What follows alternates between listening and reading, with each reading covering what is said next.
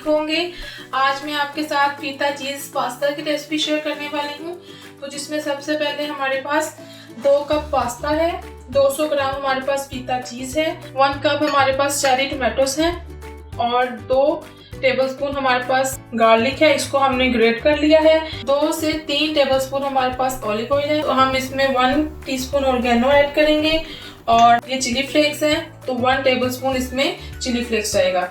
तो चलिए अपनी रेसिपी की तरफ चलते हैं जी। तो हमने ओवन ट्रे में चीज डाल के टोमेटोस भी डाल दिए हैं। अब हम इसमें जो लहसुन है वो ऐड करेंगे, ऑलिव ऑयल भी ऐड कर देंगे, ऑरिगेनो ऐड करेंगे, 1 टेबलस्पून हमारे पास चिली फ्लेक्स है।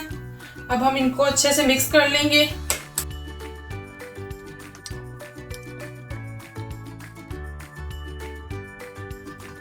अगर आप चाहें तो उसमें जो लहसुन के जवे हैं वो साबुत भी डाल सकते हैं, क्योंकि ये जब बेक होगा तो वो अच्छे से मैश हो जाएंगे। तो हमने इसमें बिल्कुल भी नमक ऐड नहीं किया, क्योंकि ये जो चीज़ है ये सोल्टी होती है। अब हम इसको बेक करेंगे यहाँ तक कि जो टोमेटो तो चीज़ अच्छे से एक दूसरे के साथ मैश हो जाए जी। तो ओवन प्री हीट हो रहा है और उस दौरान हमारे पास जो पास्ता है इसको हम अच्छे से बॉईल कर लेते हैं। 200 सेंटीग्रेड ग्रेड पर 20 से 30 मिनट्स के लिए बेक करेंगे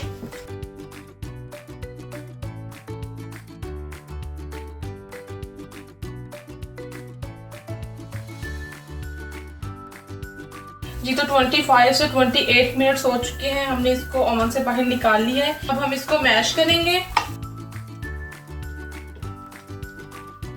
हमने पास्ता भी बॉईल करके रख लिया हुआ है।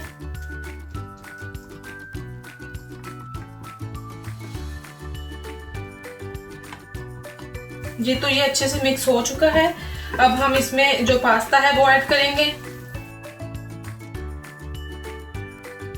थोड़ा थोड़ा करके करेंगे, एकदम से हम ऐड नहीं करेंगे सारा।